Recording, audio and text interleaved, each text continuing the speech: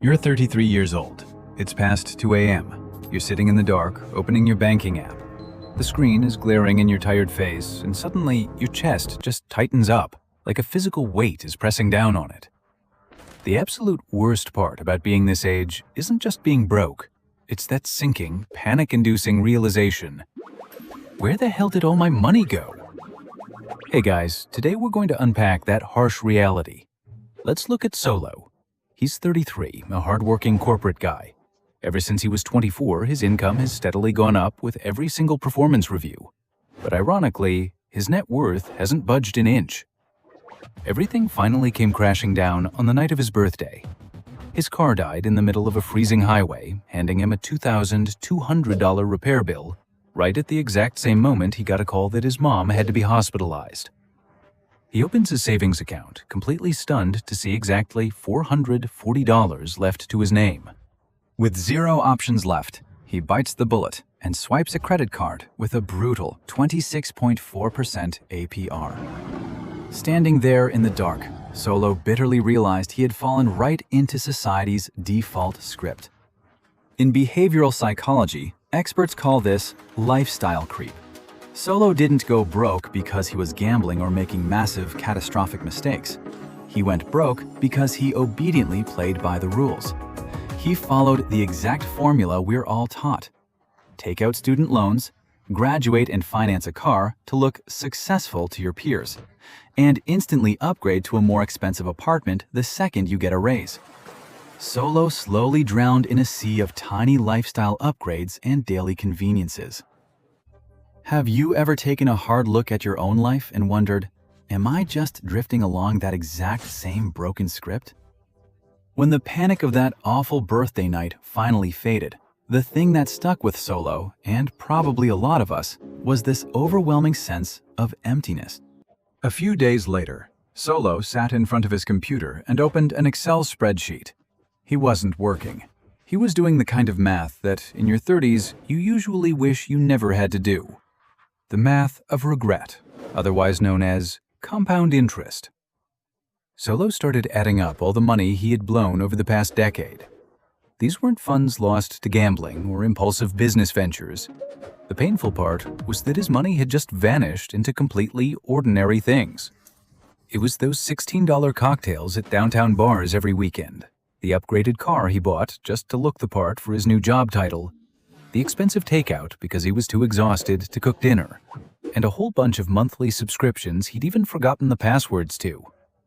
From the perspective of a finance professional, I have to tell you a cold, mathematical truth. Let's say Solo took all those scattered, seemingly harmless expenses, roughly $330 a month since he was 24, and threw them into an index fund tracking the US stock market, like the S&P 500. With historical average returns, that number by the time he's 33 wouldn't just be his hard-earned principal. The compound interest machine would have molded it into an asset worth tens of thousands of dollars. And if he just left it alone until retirement, it could easily turn into $500,000. The biggest pain of waking up in your 30s isn't that you have to start over from zero. Zero, honestly, is pretty peaceful because it doesn't know what it missed out on. The real pain is realizing you're carrying an invisible debt, regret attached to a massive bill. You didn't just lose cash, you lost the most invaluable, non-renewable asset of human life: time. When facing this deep abyss, the brain's most natural reaction is self-judgment. We beat ourselves up and call ourselves idiots. But guys, in financial psychology, there's an invisible trap that's even scarier than credit card interest rates: shame. Shame makes us deny reality. It makes you too terrified to open your banking app, makes you stuff unpaid bills into a drawer, and lie to yourself that I'll figure it out next month. To actually turn things around, Solo had to do something crucial before he cut a single expense. He had to practice financial forgiveness. He had to forgive that 24-year-old kid. You know, the kid who had just walked out of college, carrying heavy student loan debt, only to be immediately thrown into the US consumer economy. A system designed by brilliant marketing minds just to squeeze every last dollar out of your wallet. Nobody ever taught that 24-year-old how to open a Roth IRA. He didn't understand the risks of credit cards, and he was really just trying to find a little bit of reward after exhausting hours at work. You can't use the wisdom and scars of a 33-year-old to punish the naivety of a 24-year-old. Beating yourself up doesn't earn interest. When you forgive yourself, you strip shame of its power. It was the exact moment he shook off that burden of guilt that Solo finally had the courage to turn the lights on, pull out all his debt paperwork, and look straight at those harsh, real numbers without blinking. Admitting your mistakes is never an easy journey, but once you put it out there, your chest will feel half as heavy. So, pause for a second, scroll down to the comments, and share with me. What expense from your 20s do you regret the most? Maybe it was an overly lavish vacation, a closet full of designer clothes you never wear, or a car you couldn't really afford. Drop a comment below. I promise, as we read through each other's stories, you'll realize you are absolutely not alone on this journey to clean up your life. Once he shook off that massive psychological boulder called shame and forgave his past, Solo stepped into the next phase of his awakening. A lot of people think that starting your financial journey in your 30s is basically a death sentence for your future. But speaking from professional experience, I want to let you in on a secret that almost nobody talks about. Being in your 30s actually comes with some absolute powerhouse advantages that a 22-year-old could never even dream of. The first, and honestly the harshest gift your 30s hands you, is a massive sense of urgency. Look, at 24, retirement is a good 40 years away. To the human brain, 40 years is just an abstract concept, like some sci-fi movie that has nothing to do with your reality right now. But at 33, everything shifts into overdrive. The exact moment Solo was standing in that hospital hallway waiting for his mom, staring at a massive medical bill and realizing that human bodies aren't immortal, financial risk suddenly became incredibly real. The fear hit him. It was absolutely cold and crystal clear. When we are faced with a direct threat to our survival, that's when we get hyper-focused. Solo decided not to look away. He took that raw fear and used it as high-octane rocket fuel to kickstart his new journey. Now, to speed up this machine, he had to tackle a massive hurdle: the income variable. Starting late means your runway for compound interest is cut short. To make up for it, you are forced to pump way more money into the system. But luckily, your earning power and experience at 33 are light years ahead of where you were as a broke college kid. Yet Solo, just like millions of corporate workers out there, was stuck in a safe job with a terrible salary. So why didn't he just leave? The reason boils down to a psychological trap called the sunk cost fallacy. He was too attached to the 6 years he'd poured into the company, attached to his coworkers, the daily routine, and his comfort zone. He was literally trading away his future growth just to hold on to a familiar past. But then Solo woke up. He realized that staying loyal to a company that doesn't pay you what you're actually worth is, in reality, a total betrayal of your own financial future. He decided to break that emotional attachment. Solo walked in, directly negotiated his salary with his boss, and was completely prepared to jump ship to a different company for a 30% pay bump. That 30% difference? That was the massive leverage he needed to make up for lost time.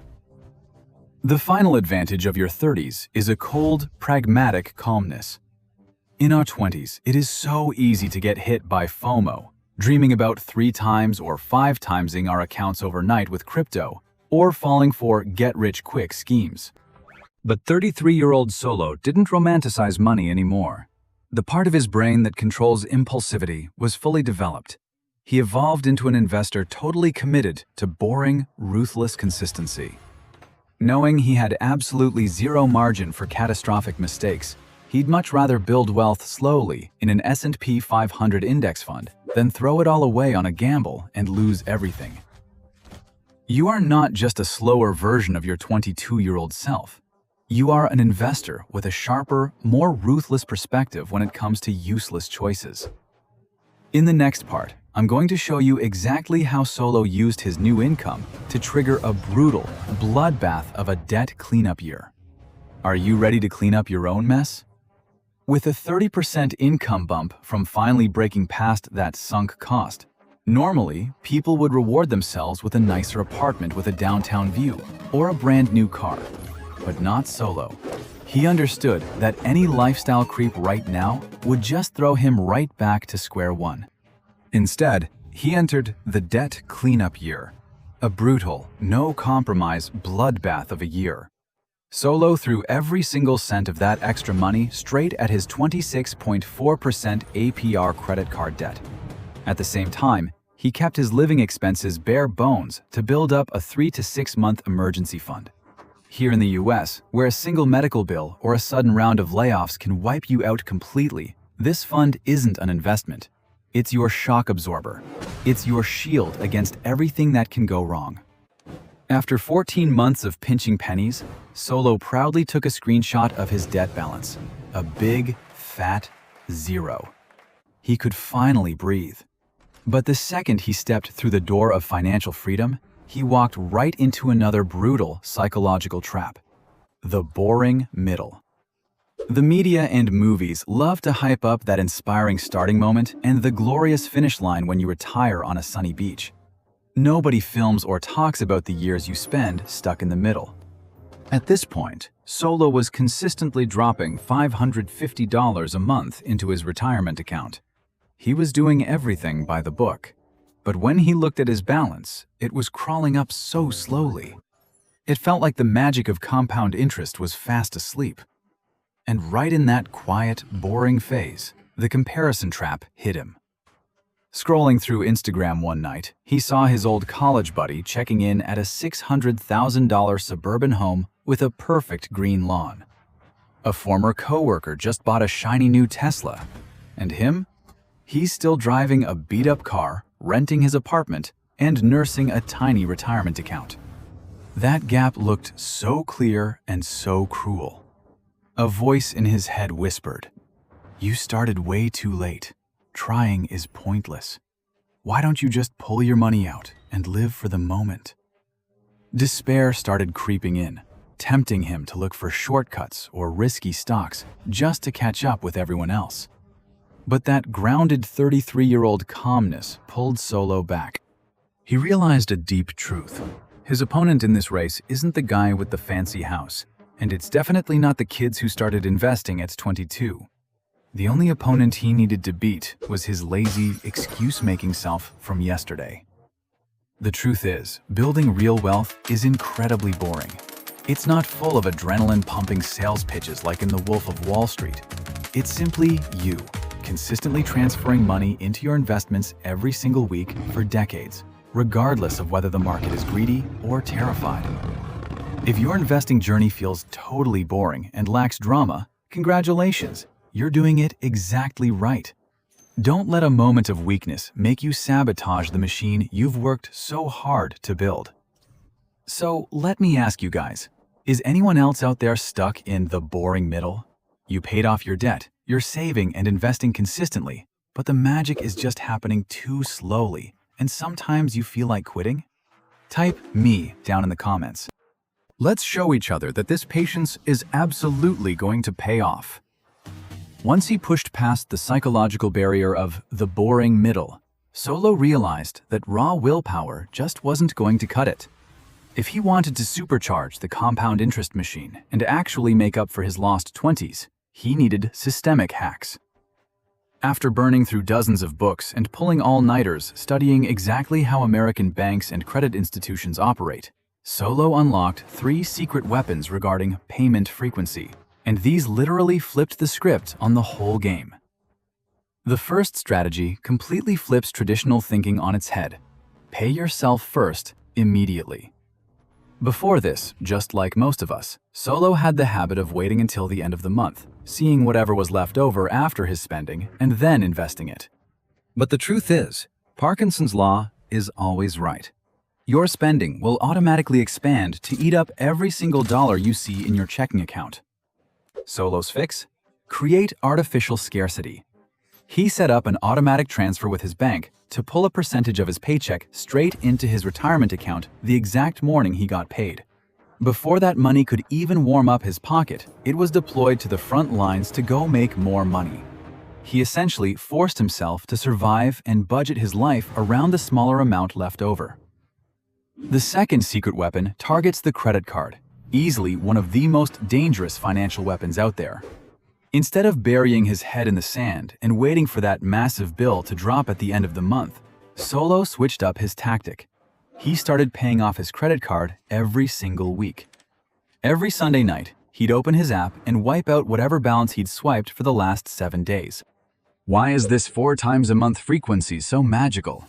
Psychologically, it forces Solo's brain to actually feel the pain of paying in real time, which instantly kills any urge to impulse buy. Technically speaking, it keeps his credit utilization ratio permanently under 10%, which caused his FICO score to absolutely skyrocket into the excellent range. And the final lever, which is honestly the smartest tactic to beat the banks at their own game: bi-weekly payments on big loans. Later on, when Solo financed a reliable used car, instead of making one monthly payment, which is 12 times a year, he chopped that monthly bill in half and paid it every 2 weeks. Let's do a little math here. There are 52 weeks in a year.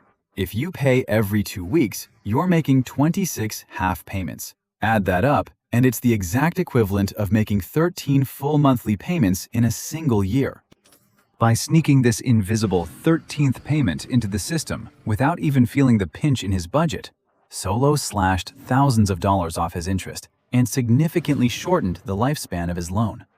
You see, sometimes building wealth doesn't require a miracle. It just requires being ruthless about how you structure your numbers. Fast forward 15 years later, picture Solo pushing 50. He might not own a private jet or be some million-dollar startup genius on the cover of Forbes magazine. But Solo has a luxury that very few people his age actually have: the absolute freedom to say no. He owns a beautiful home with a mortgage that's always paid ahead of schedule, a rock-solid retirement fund, and the ultimate power to walk away from any toxic work environment. From starting deep in the red on the night of his 33rd birthday, he single-handedly built his own peaceful empire. You see, from an investing standpoint, the financial market is incredibly fair. The compound interest machine doesn't care if you're 25 or pushing 40. It doesn't judge those stupid mistakes or the past due bills you used to hide from. That machine opens its doors every single morning, quietly waiting and ready to serve absolutely anyone who decides to step inside. Tomorrow isn't just some boring continuation of today. Tomorrow is a brand new decision. Do you want to start transforming your life and rewrite your own ending, just like Solo did? Don't wait another second. Hit that subscribe button right now and check the description down below to download my exclusive, totally free ebook, The 7-Day Financial Cleanup Challenge. It is a step-by-step roadmap to help you kill the chaos and finally take back control of your money. Download the ebook, take action, and I'll see you guys in the next video.